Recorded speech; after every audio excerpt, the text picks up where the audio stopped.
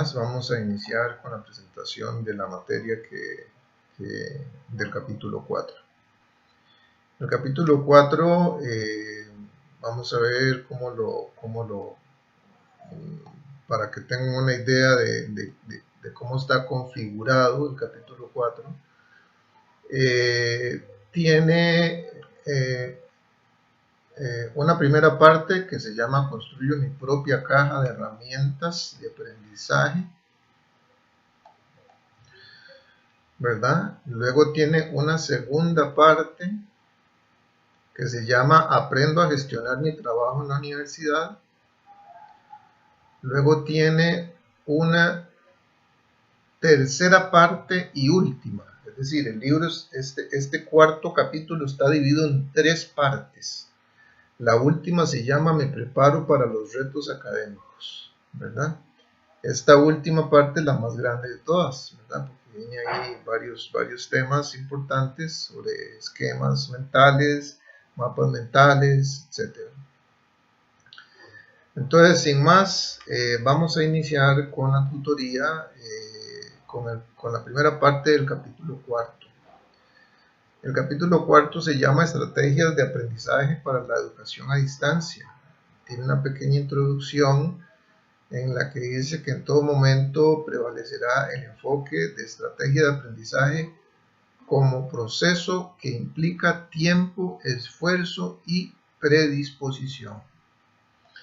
Hay un esquema que dice que las estrategias de aprendizaje, que son las que deben de aplicar ustedes los estudiantes para tener éxito en el aprendizaje, está la motivación, la autonomía, la concentración, la comprensión de lectura, la organización de gráficos, la expresión escrita, la prueba escrita, que se refiere, cuando dice prueba escrita, se refiere a que dentro de los mismos capítulos ustedes encuentran ejercicios de autoevaluación. Entonces, lo recomendable es que ustedes hagan esos ejercicios de autoevaluación que generalmente traen las respuestas al final. Entonces, la idea es que usted vaya midiendo, autorregulando su aprendizaje y finalmente el trabajo grupal, ¿verdad? Que por ser a distancia esto no quita que usted pueda reunirse con otras personas. Bien, vamos a empezar con la primera parte del apartado del capítulo 4 y eso es en la página 176. Yo aquí a la izquierda les pongo la página donde pueden encontrar la información. Las estrategias de aprendizaje y la sociedad del conocimiento y la información. Es indudable el impacto de la autorregulación en las estrategias de aprendizaje en el rendimiento académico. Para eso, las estrategias de aprendizaje en adelante EA comprenden medios fundamentales para la educación superior. Otros investigadores como Stoven en el 2015 precisan que la estrategia de aprendizaje es un conjunto de pasos requeridos para lograr la selección, el almacenamiento y utilización de la información que se estudia. Y eso es lo que vamos a llamar el aprendizaje profundo, que es un aprendizaje centrado en el significado del conocimiento y su aplicación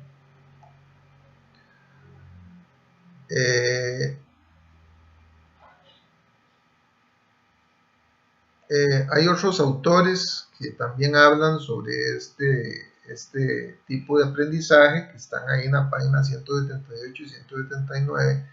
Ustedes los pueden revisar. La idea de esta tutoría es pues más o menos dar una explicación breve de los contenidos, pero no repetirlos, sino básicamente interconectarlos para que usted los tenga más claros. Siempre en el capítulo 1, ya vimos el punto 1 del capítulo 4, que tiene 3 apartados. El primer apartado está dividido en las estrategias de aprendizaje. Ahora vamos a ver el segundo apartado, que está en la página 180, que es el principio de las estrategias de aprendizaje. Y entonces dice que hay un primer grupo de estrategias de aprendizaje que son cognitivas, uno segundo que es metacognitivas y un tercero que es de apoyo o de manejo de recursos.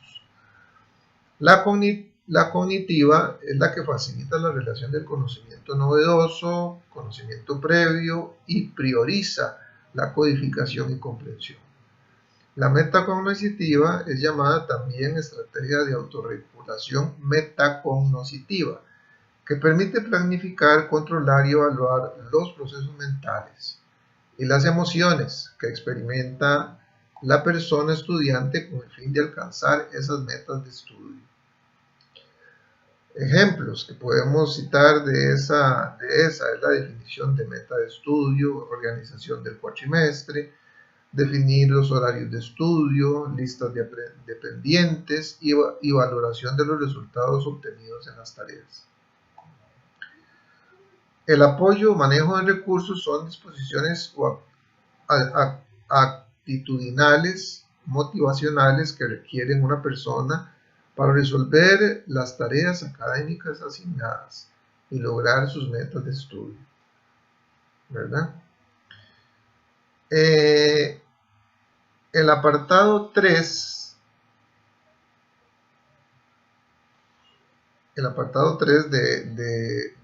de esta primera parte del capítulo 4 dice las estrategias de aprendizaje y los hábitos de estudio. Entonces dice que las estrategias son planificación, el ambiente, el aislamiento, el mobiliario y la postura. Esas características son las que van a definir el aprendizaje del estudiante. Página 183, ¿verdad? En la página 185 vemos el punto 4, que son los estilos de aprendizaje. Y vemos que cada persona puede tener un estilo diferente, un estilo teórico, un estilo pragmático, un estilo activo o un estilo reflexivo. Y ahí vienen las características de cada uno de ellos. Eso está en la página 185. En la página 188 está el punto final de la primera parte del capítulo 4 y es el impacto de las estrategias de aprendizaje en la educación a distancia. Y entre esas ventajas y beneficios sobresalen los siguientes. Y aquí se hablan de 8 beneficios que tiene el estudiante de educación a distancia. Entonces pueden ahí observarlos. No hay mayor dificultad en leerlos y comprenderlos. En la página 191, entonces vamos a ver la segunda parte del capítulo 4. Esta se divide en varios apartados que empiezan en el 192 y se llama el aprendizaje motivado. Dice que el aprendizaje motivado está fuertemente influenciado por componentes afectivos. Ok, afectivos. Entonces ya estamos hablando de componentes metacognitivos, como las emociones y los sentimientos. La denominación aprendizaje motivado sostiene que todos los seres humanos tenemos el deseo innato por aprender, tal como lo aclara González Garzón en 1911. También Beneto y Calderón en el 2014 apuntan a que la motivación implica algo que queremos alcanzar, algo que nos mueve y que nos ayuda a completar las tareas. En la página 193 vemos las motivaciones para estimular el aprendizaje y tenemos 3 tipos de motivaciones. Las motivaciones internas, aquí vemos la lista de cuáles son. Las motivaciones externas, aquí vemos la lista de cuáles son. Y las motivaciones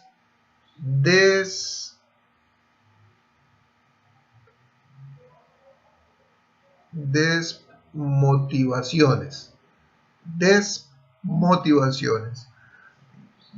Y aquí tenemos cuáles son esas motivaciones que podrían llevar al fracaso al estudiante. En la página 194 nos habla un poco de ese tipo de motivaciones. En la página 195, cuál es la causa de lo que la motivación, y entonces nos hace una enumeración de diferentes causas, como tener un futuro mejor en la vida, la prosperidad social y ayuda a los otros, lograr independencia, superación, ser competente con las tareas, tener éxito, evitar el fracaso y ganar dinero. En la página 196, López y Barquet sugieren otros tipos de motivaciones, que son 5. Ahí pueden observarlas en la página 196. Y en la página 197 vemos ya lo que es la tercera parte de este apartado, de este tercer apartado del libro del capítulo 4. Y se refiere a cuáles son las tareas para promover el aprendizaje autónomo, ¿verdad? El aprendizaje autónomo que requiere autorregulación. Y entonces dice que hay la necesidad de independencia y proactividad en el ámbito exigente como la educación superior, que así lo requiere. Un aprendizaje autónomo.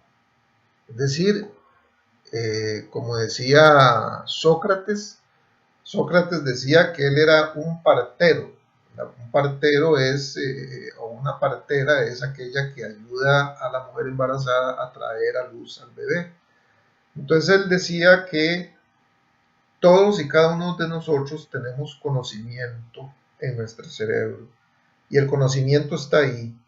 Lo que necesitamos es sacar ese conocimiento, dar a luz ese conocimiento, y a eso se refiere el tema aquí de aprendizaje autónomo, es decir, que usted es autodidacta y produce su conocimiento.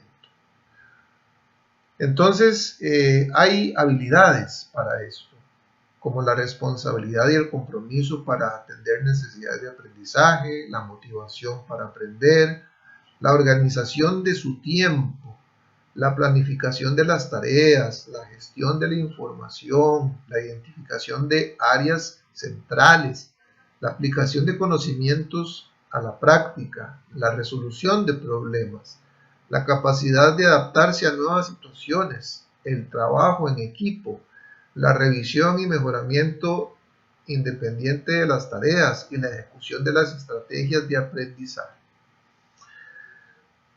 Entonces, en la página 199, este tema de la autonomía se divide, la divide el autor en diferentes niveles. La búsqueda de la información, la comprensión, la aplicación, la comunicación, la producción, la evaluación. Y aquí viene una pequeña reseña para cada una de ellas. Esto está en la página 199. También en esta página está el último apartado de la segunda parte del capítulo 4. Y dice la adicción para mejorar, acciones para mejorar la capacidad de concentración individual. Y entre ellas está el estar motivado al momento de estudiar, hacer lo posible por manejar las preocupaciones, no permitir su agobio o que te consuman, estar descansado, tener controlado aspectos ambientales tales como iluminación, temperatura, la postura, el control de los distractores internos y externos, el manejo del factor como los niveles de dificultad de la temática de estudio por medio de estrategias como la búsqueda de ayuda de aprendizaje colaborativo. Esas estrategias de concentración también pueden estar en el diseñar actitudes para controlar las distracciones internas y externas, en mantener alejado del celular, alejarse, elegir las horas del día más silenciosas para estudiar, planificar horas de estudio y de descanso, controlar la ansiedad que puede generar preocupación, más que preocupación de los problemas, ocuparse de la solución. Usar en la medida de la posibilidad, el mismo lugar de estudio y los mismos horarios de estudio, otorgar premios como recompensas a la atención y la concentración alcanzada, es decir, que usted se recompense por los logros obtenidos. También hay que darse sus momentos de descanso y recordar que el inicio de la sesión de estudio es en el momento más difícil para lograr la concentración, por lo que se requiere de mucho esfuerzo en esos primeros momentos. Y, por último, aprovechar el tiempo y ser disciplinado. Ahí terminamos la primera y la segunda parte del capítulo 4. Y ahora empezamos la última parte del capítulo 4, que es la más extensa. En la página 205 viene el apartado 3 que dice: me dispongo para los retos académicos. La comprensión de lectura, los textos escritos y la lectura. Vamos a ver que hay textos académicos, ¿verdad? Aquí viene la descripción de estos. Y los no académicos, ¿verdad? Usted debe de buscar información siempre en los textos académicos, que son los que le dan certeza científica de lo que estos pueden afirmar o no afirmar. En la página 207, la educación superior constituye una labor que debe cumplir con los siguientes requerimientos. Y entonces aquí viene un esquemita que dice identificación de patrones gráficos, construcción del significado global del texto, identificación de los significados de las palabras y construcción e integración de significados y frases u oraciones. En la página 208 empezamos con el punto 2 de este último apartado que dice características de la comprensión de lectura. Y la comprensión de lectura tiene varias características, aquí vienen enumeradas, ¿verdad? Son un total de 13 características, entonces es nada más de que usted las lea y comprenda cuáles son esas características que vienen en la página 208. La autorregulación en la página 209 es aquel modelo de aprendizaje básico de la planificación de objetivos, de ejecución de estrategias y la autorreflexión del resultado obtenido. En la página 210 está la estrategia de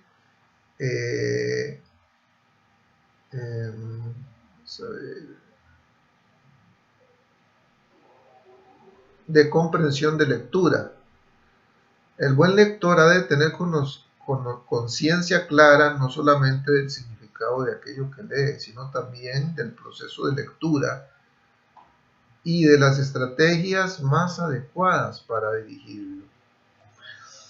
Ahora, sobre este tema de las estrategias de la comprensión de lectura, vamos a tener varios temas, ¿verdad? Que aquí vienen enumerados: A, B, C, D, E, F, e inclusive dentro de otro apartado, F, viene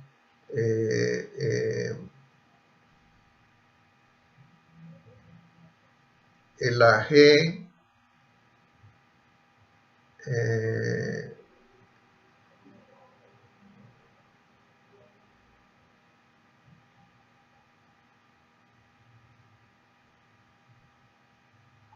bueno, es bastante la materia de esta parte, entonces vamos a ir entrándole para salir lo más pronto posible. Les decía que las estrategias de comprensión de lectura inician, aquí podemos ver la página 211, con la preparación y la predisposición para la lectura, ¿verdad? Es decir, motivarse, prepararse. Segundo, la regulación del proceso de lectura. Cuando hablamos de la regulación, está muy ligado a la autorregulación como estrategia de aprendizaje. Es decir, no podemos pretender un día antes del trabajo leernos todo el material, y entonces por eso es que se habla aquí de una regulación del proceso de lectura, que tiene diferentes fases. La fase de prelectura, la fase de lectura, y, preguntas de lectura, y la fase de postlectura. ¿Verdad? O sea, que la comprensión de la lectura del texto no es un proceso unilateral, único, sino que busca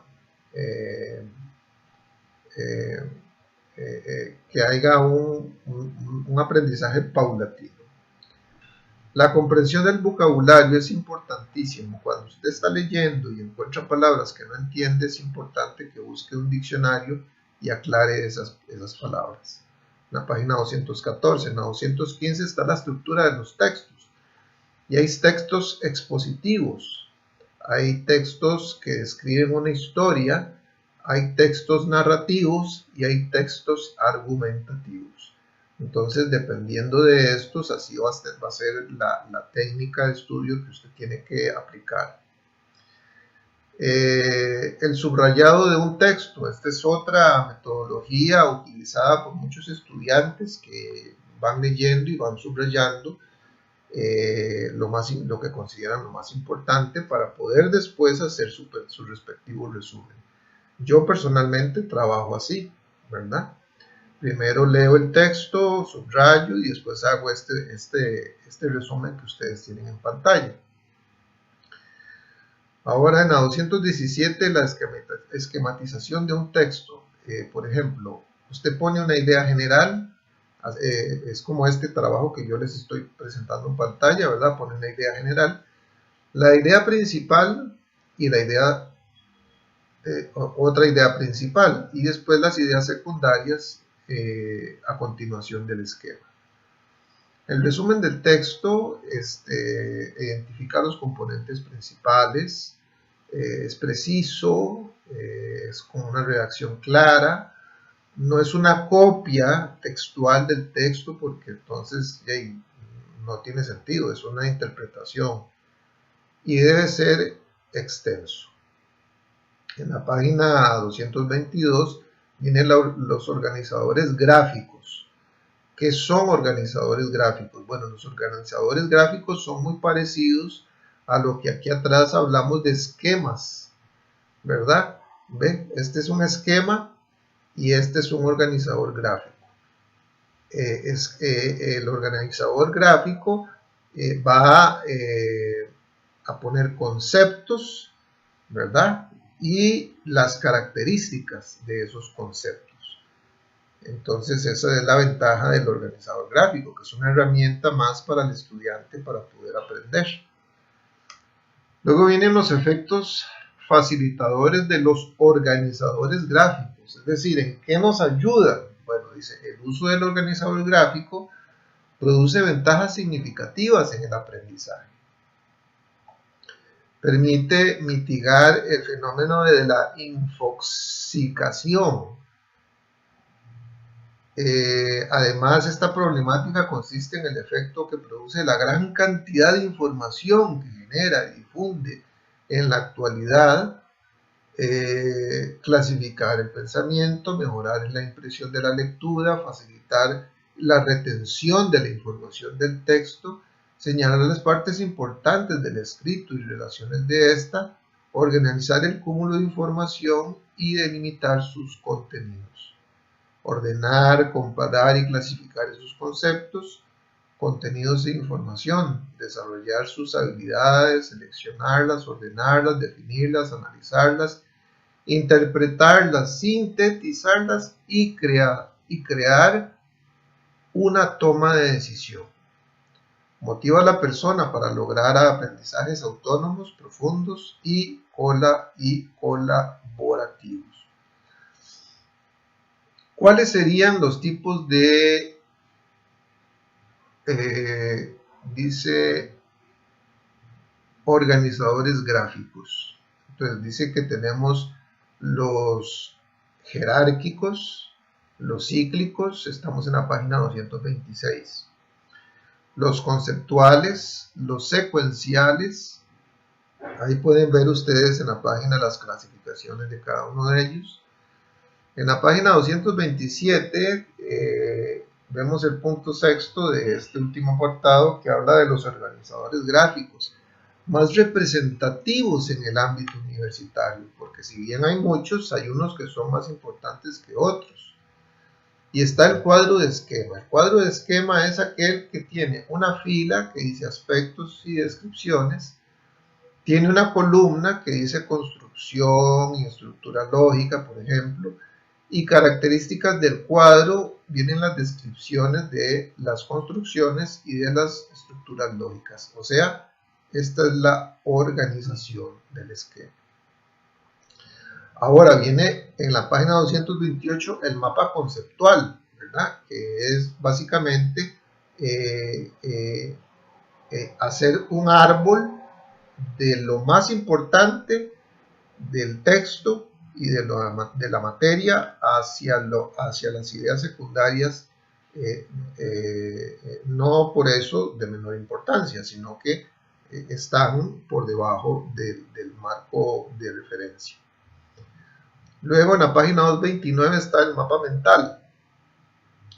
El mapa mental es la misma función de las anteriores, es lo mismo, nada más que resume las ideas centrales en un tema de forma visual, ¿verdad? Ahí tienen ustedes en pantalla. En la 231, página 231, está la expresión escrita. La expresión escrita, conocida también como exposición escrita, es otra de las destrezas más desafiantes para las personas universitarias. La escritura requiere gran complejidad, o sea, darse a entender que usted al leer lo que yo escribo lo comprenda es todo un reto. En la 232 vienen las características del proceso de la exposición escrita y viene entonces primero la planificación, la redacción y después la revisión. En la 234 viene la explicación de lo que es la etapa de la planificación escrita. En esta redacción se incorporan capacidades primordiales como la definición de metas, comprensión de lectura, análisis de contenidos, interpretaciones y reflexiones o toma de decisiones generales, generación de ideas y organización de las mismas. En la 234 hay una acción para garantizar su proceso adecuado, el cumplimiento de instrucciones del trabajo, la búsqueda de información confiable. Por ejemplo, aquí contenido en internet, redes sociales, tipo de información, Twitter, Facebook, Google, textos, blogs, sitios de web, audios, de radio online o videos como tutorías, videoconferencias, etc. La etapa de redacción del escrito. Durante esta fase se realiza la producción de la comprensión escrita. En la página 236 está la acción de la fase de redacción, ¿okay? Y esta fase es muy creativa porque es el autor el que va a identificar las ideas más importantes, cuidar su secuencia, su coherencia, va a cumplir con la estructura de los documentos que tienes previos, revisados, ¿verdad? Analiza la forma permanente, continua y temática, aplica principios de ortografía, de puntuación, leyes gramaticales, entre otras, y velar por una riqueza del vocabulario. La etapa de revisión del texto productivo finaliza con la redacción y no se puede considerar que el escrito esté terminado, y en caso de tratarse de algún trabajo evaluativo, la tarea o proyecto que se encuentre listo para su entrega o calificación. Entonces aquí viene la composición escrita, ¿verdad? Tiene una estructura, una introducción, un desarrollo, una conclusión. Presenta correcciones gramaticales, registros formales y objetivos y contenidos coherentes basados en referencias bibliográficas. En la página 238 habla sobre los requerimientos básicos de los escritos de la universidad. Es decir, el escrito de la universidad no puede ser cualquier escrito, tiene que ser un escrito que cumpla con la selección de información confiable. Es decir, ya les dije que de documentos que sean científicos, clasificar, integrar, ordenar jerárquicamente la información seleccionada, interpretar la información, recurrir a organizadores gráficos para establecer la relación entre la información seleccionada, valorar la información seleccionada, conformar una opción, plantear nuevas ideas, argumentar ideas, ser coherente, usar un registro adecuado según el tema, objeto, público, destinatario. Eso es muy importante, ¿verdad? ¿A quién va dirigido el escrito? Elaborar borradores, identificar faltas ortográficas o faltas gramaticales y usar únicamente las normas del idioma. En el 240 vemos los problemas comunes de los escritos, como el léxico, el uso de puntuación y ortografía, la pobreza de ideas en el texto, el desajuste de títulos del escrito y sus contenidos, el desconocimiento del uso de los párrafos, repetición de palabras, barbarismos, cosismos, algismos, oseísmos, etceterismos, verbos fáciles, queísmos y falta de sinónimos, empleo incorrecto de mayúsculas. Es decir, como les dije, escribir no es sencillo. O sea, cada tarea que ustedes hacen es un reto, porque tienen que cumplir con todas estas características. Estrategias para potenciar el desarrollo de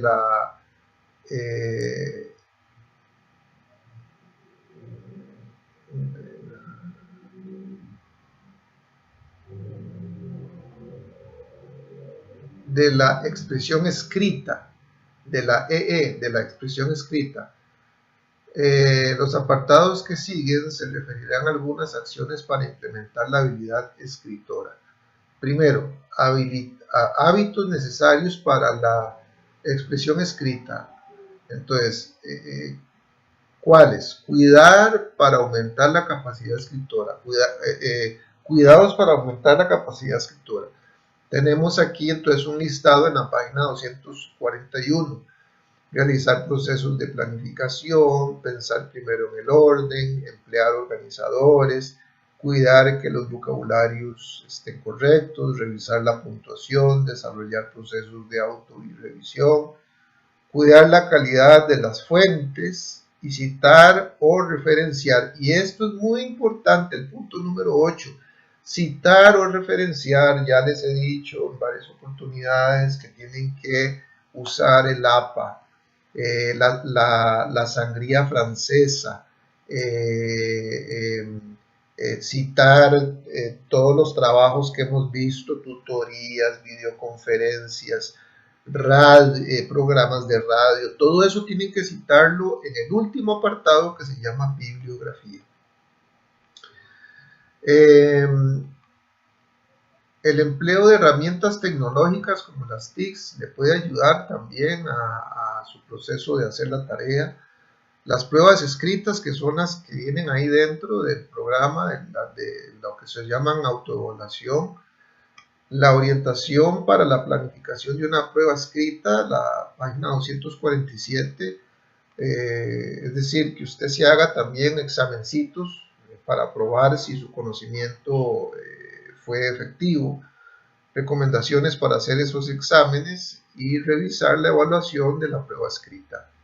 Eso de la página 247 a la 250.